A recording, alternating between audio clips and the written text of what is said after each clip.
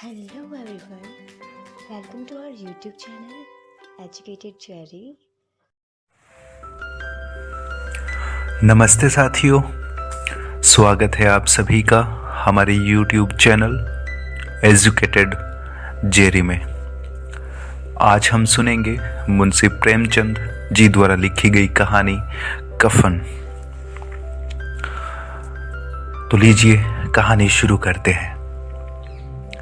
झोंपड़े के द्वार पर बाप और बेटा दोनों एक बुझे हुए अलाव के सामने चुपचाप बैठे हुए थे और अंदर बेटे की जवान बीवी बुधिया प्रसव वेदना से पछाड़ खा रही थी।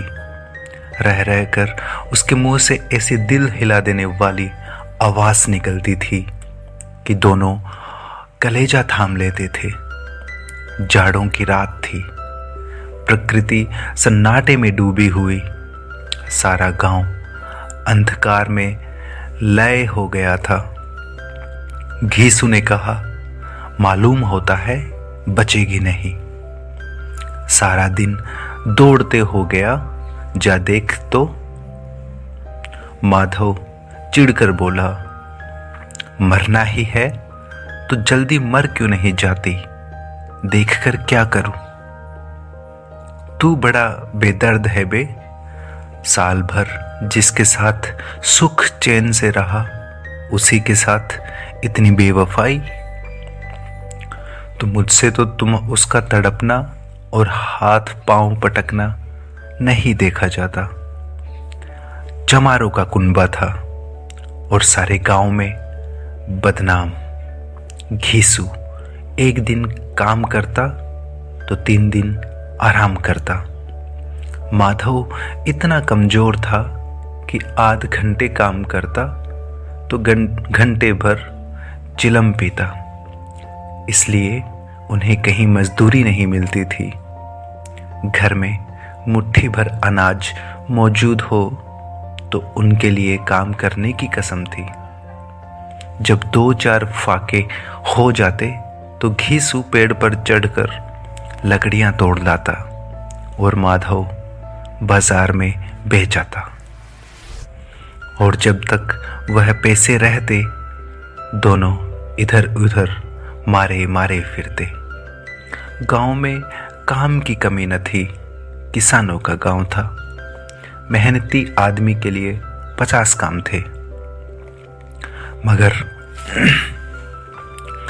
मगर इन दोनों को उसी वक्त बुलाते जब 2 आदमियों से एक का काम पाकर भी संतोष कर लेने के सिवा कोई चारा न होता।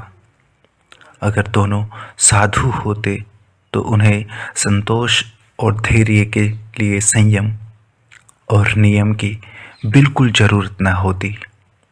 यह तो इनकी प्रकृति थी, विचित्र जीवन था इनका। घर में मिट्टी के 2-4 बर्तनों के सिवा कोई संपत्ति न थी। फटे चिथड़ों में अपनी नग्नता को ढांके हुए जिए जाते थे। संसार की चिंताओं से मुक्त कर्ज दे देते थे। मटर आलू की फसल में दूसरों के खेतों में मटर या आलू उखाड़ लाते और भून भून कर खा लेते, या 10-5 ईख उगाड़ लाते और रात को चूसते। घीसू ने इसी आकाश वृत्ति से 60 साल की उम्र काट दी और माधव भी सपूत बेटे की तरह बाप ही के पद चिन्हों पर चल रहा था, बल्कि उसका नाम और भी उजागर कर रहा था।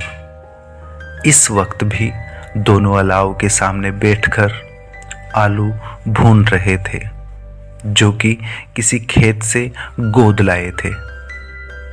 घीसू की स्त्री का तो बहुत दिन हुए देहांत हो गया था।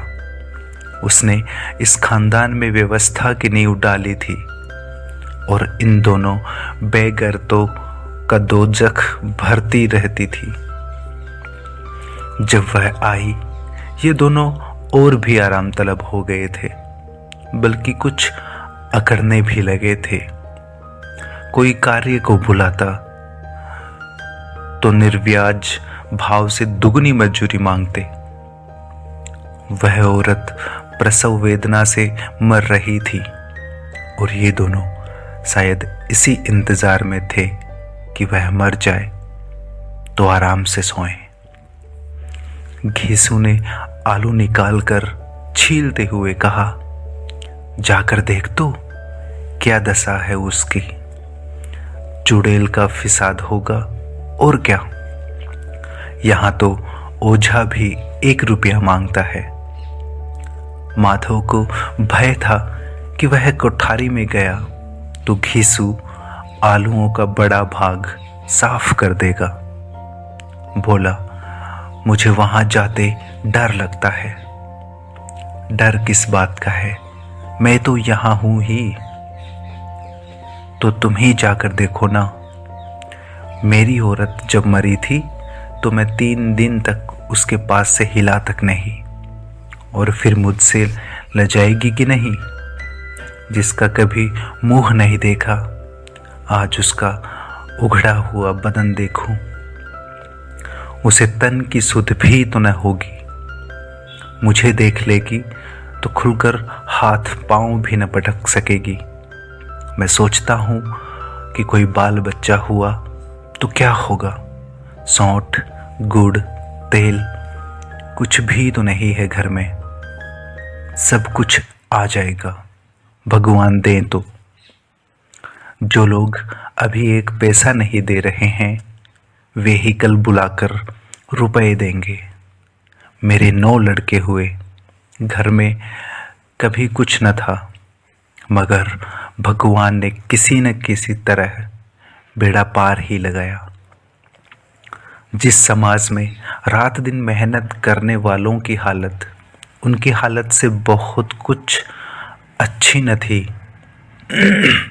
और किसानों के मुकाबले में वे लोग जो किसानों की दुर्बलताओं से लाभ उठाना चाहते थे, कहीं ज़्यादा संपन्न थे। यहाँ इस तरह की मनोवृत्ति का पैदा हो जाना कोई अचरज की बात नहीं थी। हम तो कहेंगे घीसू किसानों से कहीं ज़्यादा विचारवान था, और किसानों के विचार शून्य समूह में शामिल होने के बदले बैठकबाजों की कुत्सित मंडली में जा मिला था। हाँ, उसमें यह शक्ति न थी कि बैठकबाजों के नियम और नीति का पालन करता। इसलिए जहां उसकी मंडली के सारे लोग गांव के सरगना और मुखिया बने हुए थे, उस पर सारा गांव उंगली उठाता था। फिर भी उसे यह तस्कीन तो थी ही कि अगर वह फटे हाल में है तो कम से कम उसे किसानों की सी जी तोड़ मेहनत तो नहीं करनी पड़ती, और उसकी सरलता और निरीहता से दूसरे लोग बेजा फायदा तो नहीं उठाते। दोनों आलू निकाल कर जलते जलते खाने लगे। कल से कुछ नहीं खाया था। इतना सब्र न था कि उन्हें ठंडा हो जाने दे। कई बार दोनों की जबानें जल गई। छिल जाने पर आलू का बाहरी हिस्सा बहुत ज़्यादा गर्म न होता, लेकिन दांतों के तले पड़ते ही अंदर का हिस्सा जबान, हलक और तालू को जला देता था, और उस अंगारे को मुंह में रखने से ज़्यादा खैरियत इसी में थी कि वह अंदर पहुंच जाए। वहां उसे ठंडा करने के लिए काफ़ी सामान थे, इसलिए दोनों जल्द जल्द निगल जाते। हालांकि इस कोशिश में उनकी आंखों से आंसू निकल जाते। घीसू को उस वक्त ठाकुर की बारात याद आई, जिसमें 20 साल पहले वह गया था। उस दावत में उसे जो तृप्ति मिली थी, वह उसके जीवन में एक याद रखने लायक बात थी। और आज भी उसकी याद ताजा थी। बोला वह भोज नहीं भूलता। तब से फिर उस तरह का खाना और भरपेट कभी नहीं मिला। लड़की वालों ने सबको भरपेट पूड़ियां खिलाई थी, सबको, छोटे बड़े सबने पूड़ियां खाई और असली घी की। चटनी, रायता, 3 तरह के सूखे साग, एक रसेदार तरकारी, दही, चटनी, मिठाई। अब क्या बताऊं कि उस भोज में क्या स्वाद मिला। कोई रोक टोक नहीं थी। जो चीज़ चाहो मांगो, जितनी चाहो खाओ। लोगों ने ऐसा खाया कि किसी ने पानी न पिया गया। मगर परोसने वाले हैं कि पत्तल में गर्म गर्म गोल गोल सुवासित कचौड़ियाँ डाल देते हैं। मना करते हैं कि नहीं चाहिए, पत्तल पर हाथ रोके हुए हैं, मगर वे हैं कि दिए जाते हैं। और जब सबने मुंह धो लिया तो पान इलायची भी मिली, मगर मुझे पान लेने की कहाँ सुध थी। खड़ा हुआ न जाता था। चटपट जाकर अपने कंबल पर लेट गया। ऐसा दिल दरियाव था वह ठाकुर। माधव ने इन पदार्थों का मन ही मन मजा लेते हुए कहा, अब हमें कोई ऐसा भोज नहीं खिलाता।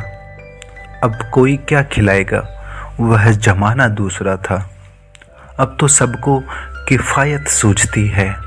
शादी ब्याह में खर्च करो, क्रियाकर्म में मत खर्च करो। पूछो गरीबों का माल बटोर बटोर कर कहाँ रखोगे। बटोरने में तो कमी नहीं है, हाँ खर्च में किफ़ायत सूझती है। तुमने 20 एक पूरियाँ खाई होंगी, 20 से ज़्यादा खाई थी। मैं 50 खा जाता। 50 से कम मैंने न खाई होंगी। अच्छा पट्ठा था। तू तो मेरा आधा भी नहीं है। आलू खाकर दोनों ने पानी पिया और वही अलाव के सामने अपनी धोतियां ओढ़कर पांव पेट में डाले सो रहे, जैसे 2 बड़े बड़े अजगर गेंडुलियां मारे पड़े हों। और बुधिया अभी तक कराह रही थी। सवेरे माधव ने कोठरी में जाकर देखा तो उसकी स्त्री ठंडी हो गई थी। उसके मुंह पर मक्खियां भिनक रही थी। पथराई हुई आंखें ऊपर टंगी हुई थी। सारी देह धूल से लथपथ हो रही थी। उसके पेट में बच्चा मर गया था। माधव भागा हुआ घिसू के पास आया। फिर दोनों जोर जोर से हाय हाय करने और छाती पीटने लगे। पड़ोस वालों ने यह रोना धोना सुना तो दौड़े हुए आए और पुरानी मर्यादा के अनुसार इन अभागों को समझाने लगे। मगर ज्यादा रोने पीटने का अवसर न था। कफन की और लकड़ी की फिक्र करनी थी। घर में तो पैसा इस तरह गायब था जैसे चील के घोंसले में मांस। बाप बेटे रोते हुए गांव के जमींदार के पास गए। वह इन दोनों की सूरत से नफरत करते थे। कई बार इन्हें अपने हाथों पीट चुके थे चोरी करने के लिए। वादे पर काम पर न आने के लिए। पूछा, क्या है बे घिसुआ, रोता क्यों है? अब तो तू कहीं दिखाई भी नहीं देता। मालूम होता है इस गांव में रहना नहीं चाहता। घीसू ने जमीन पर सिर रखकर आंखों में आंसू भरे हुए कहा, सरकार बड़ी विपत्ति में हूँ। माधव की घरवाली रात को गुजर गई। रात भर तड़पती रही सरकार। हम दोनों उसके सिरहाने बैठे रहे।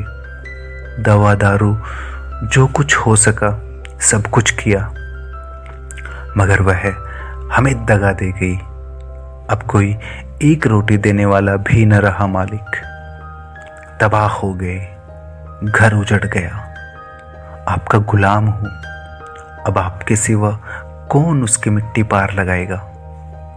हमारे हाथ में तो जो कुछ था वह सब दवा दारू में उठ गया।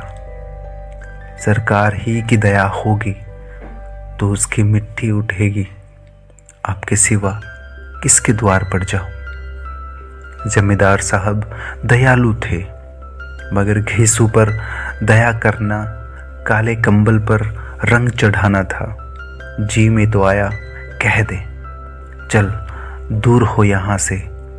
यूं तो बुलाने से भी नहीं आता, आज जब गरज पड़ी तो आकर खुशामद कर रहा है। हरामखोर कहीं का बदमाश। लेकिन यह क्रोध या दंड का अवसर न था। जी में कुढ़ते हुए 2 रुपए निकालकर फेंक दिए, मगर सांत्वना का एक शब्द भी मुंह से न निकला।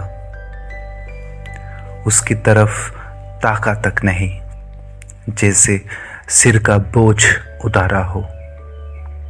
जब जमींदार साहब ने 2 रुपए दिए तो गांव के बनिए महाजनों को इनकार का साहस कैसे होता। घिसू जमींदार के नाम का ढिंडोरा भी पीटना जानता था। किसी ने 2 आने दिए, किसी ने 4 आने। 1 घंटे में घिसू के पास 5 रुपए की अच्छी रकम जमा हो गई। कहीं से नाज मिल गया, कहीं से लकड़ी।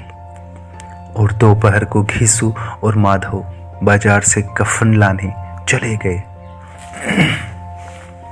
इधर लोग बांस वांस काटने लगे। गांव की नर्मदिल स्त्रियां आ आकर लाश देखती थी और उसकी बेकसी पर 2 बूंद आंसू गिराकर चली जाती थी। बाजार में पहुंचकर घीसू बोला, लकड़ी तो उसे जलाने भर को मिल गई है, क्यों माधव? माधव बोला, हाँ लकड़ी तो बहुत है, अब कफन चाहिए। तो चलो कोई हल्का सा कफन ले ले। हाँ और क्या, लाश उठते उठते रातें हो जाएंगी। रात को कफन कौन देखता है। हाँ और क्या, लाश उठते उठते कैसा बुरा रिवाज है कि जिसे जीते जीतन ढांकने को चिथड़ा भी न मिला, उसे मरने पर नया कफन चाहिए। कफन लाश के साथ जल ही तो जाता है और क्या रखा रहता है। यही 5 रुपए पहले मिलते तो कुछ दवा दारू करा लेते। दोनों एक दूसरे के मन की बात ताड़ रहे थे। बाजार में इधर उधर घूमते रहे, कभी इस बजाज की दुकान पर, कभी उस की दुकान पर। तरह तरह के कपड़े, रेशमी और सूती देखे, मगर कुछ जंचा नहीं। यहाँ तक कि शाम हो गई। तब दोनों ने न जाने किस देवी प्रेरणा से एक मधुशाला के सामने आ पहुंचे और जैसे किसी पूर्व निश्चित व्यवस्था से अंदर चले गए। वहां जरा देर तक दोनों असमंजस में खड़े रहे। फिर घीसू ने गद्दी के सामने जाकर कहा, साहू जी, एक बोतल हमें भी देना। उसके बाद कुछ चिखोना आया, तली हुई मछलियां आई और दोनों बरामदे में बैठकर शांतिपूर्वक पीने लगे। कई कुज्जियां ताबड़तोड़ पीने के बाद दोनों सरूर में आ गए। घीसू बोला, कफन लगाने से क्या मिलता, आखिर जल ही तो जाता, कुछ बहू के साथ तो न जाता। माधव आसमान की तरफ देखकर बोला, मानो देवताओं को अपनी निष्पापता का साक्षी बना रहा हो। दुनिया का दस्तूर है, नहीं लोग बामनों को हजारों रुपए क्यों दे देते हैं, कौन देखता है। परलोक में मिलता है या नहीं। बड़े आदमियों के पास धन है, फूंके, हमारे पास फूंकने को क्या है। लेकिन लोगों को जवाब क्या दोगे? लोग पूछेंगे नहीं कफन कहाँ है। घीसू हंसा। अबे कह देंगे कि रुपए कमर से खिसक गए, बहुत ढूंढा मिले नहीं। लोगों को विश्वास न आएगा, लेकिन फिर वही रुपए देंगे। माधव भी हंसा इन अनपेक्षित सौभाग्य पर। बोला, बड़ी अच्छी थी बेचारी, मरी भी तो खूब खिला पिला कर। आधी बोतल से ज्यादा उड़ गई। घीसू ने 2 सेर पूड़ियां मंगाई, चटनी, अचार, कलेजियां। शराब खाने के सामने ही दुकान थी। माधव लपक कर 2 पत्तलों में सारे सामान ले आया। पूरा 1.5 रुपया खर्च हो गया। सिर्फ थोड़े से पैसे बच रहे। दोनों इस वक्त इस शान से बैठे पूड़ियां खा रहे थे जैसे जंगल में कोई शेर अपना शिकार उड़ा रहा हो। न जवाबदेही का खौफ, न बदनामी का फिक्र। इन सब भावनाओं को उन्होंने बहुत पहले ही जीत लिया था। घीसू दार्शनिक भाव से बोला, हमारी आत्मा प्रसन्न हो रही है तो क्या उसे पुण्य न होगा? माधव ने श्रद्धा से सिर झुकाकर तस्दीक की, जरूर से जरूर होगा। भगवान तुम अंतर्यामी हो, उसे बैकुंठ ले जाना। हम दोनों हृदय से आशीर्वाद दे रहे हैं। आज जो भोजन मिला वह उम्र भर न मिला था। एक क्षण बाद माधव के मन में एक शंका जागी। बोला, क्या दादा, हम लोग भी तो एक न एक दिन वहां जाएंगे ही? घीसू ने इस भोले सवाल का उत्तर न दिया। वह परलोक की बातें सोचकर इस आनंद में बाधा न डालना चाहता था। जो वहां हम लोगों से पूछे कि तुमने हमें कफन क्यों नहीं दिया, तो क्या कहोगे? कहेंगे तुम्हारा सिर। पूछेगी तो जरूर, तू कैसे जानता है कि उसे कफन न मिलेगा? तू मुझे ऐसा गधा समझता है? 60 साल क्या दुनिया में घास खोदता आया रहा हूं। उसको कफन मिलेगा और बहुत अच्छा मिलेगा। माधव को विश्वास न आया। बोला, कौन देगा? रुपए तो तुमने चट कर दिए। वह तो मुझसे पूछेगी। उसकी मांग में तो सिंदूर मैंने डाला था। घीसू गर्म होकर बोला, मैं कहता हूं उसे कफन मिलेगा, तू मानता क्यों नहीं? कौन देगा, बताते क्यों नहीं? वही लोग देंगे जिन्होंने कि अब दिया। हाँ, अब की रुपए हमारे हाथ न आएंगे। ज्यों-ज्यों अंधेरा बढ़ता जाता था और सितारों की चमक तेज होती जाती थी, मधुशाला की रौनक भी बढ़ती जाती थी। कोई गाता था, कोई डींग मारता था, कोई अपने संगी के गले लिपटा जाता था, कोई अपने दोस्त के मुंह में कुल्हड़ लगाए देता था। वहां के वातावरण में सरूर था, हवा में नशा। कितने तो यहां आकर एक चुल्लू में मस्त हो जाते थे। शराब से ज्यादा यहाँ की हवा उन पर नशा करती थी। जीवन की बाधाएं यहाँ लाती थी और कुछ देर के लिए यह भूल जाते थे कि वे जीते हैं या मरते हैं, या न जीते हैं या न मरते हैं। और ये दोनों बाप बेटे अब भी मजे ले लेकर चुस्कियां ले रहे थे। सबकी निगाहें इनकी ओर जमी थी। दोनों कितने भाग्य के बलि हैं। पूरी बोतल बीच में है। भरपेट खाकर माधव ने बची हुई पूड़ियों की पत्तल उठाकर एक भिखारी को दे दी, जो खड़ा उनकी ओर भूखी आंखों से देख रहा था। और देने की गौरव, आनंद और उल्लास का अपने जीवन में पहली बार अनुभव किया। घीसू ने कहा, ले जा, खूब खा और आशीर्वाद दे। जिसकी कमाई है वह मर गई, मगर तेरा आशीर्वाद उसे जरूर पहुंचेगा। रोए रोए से आशीर्वाद दे, बड़ी गाढ़ी कमाई के पैसे हैं। माधव ने फिर आसमान की तरफ देखकर कहा, वह बैकुंठ में जाएगी दादा, बैकुंठ की रानी बनेगी। घीसू खड़ा हो गया और जैसे उल्लास की लहरों में तैरता हुआ बोला, हाँ बेटा, बैकुंठ में जाएगी, किसी को सताया नहीं, किसी को दबाया नहीं। मरते मरते हमारी जिंदगी की सबसे बड़ी लालसा पूरी कर गई। वह बैकुंठ में न जाएगी तो क्या ये मोटे मोटे लोग जाएंगे जो गरीबों को दोनों हाथों से लूटते हैं और अपने आप को धोने के लिए गंगा में नहाते हैं और मंदिरों में जल चढ़ाते हैं। श्रद्धालुता का यह रंग तुरंत ही बदल गया। अस्थिरता नशे की खासियत है। दुख और निराशा का दौरा हुआ। माधव बोला, मगर दादा, बेचारी ने जिंदगी में बड़ा दुख भोगा, कितना दुख और निराशा झेल कर मरी। वह आंखों पर हाथ रखकर रोने लगा, चीखें मार मार कर। घीसू ने समझाया, क्यों रोता है बेटा, खुश हो कि वह माया जाल से मुक्त हो गई, जंजाल से छूट गई।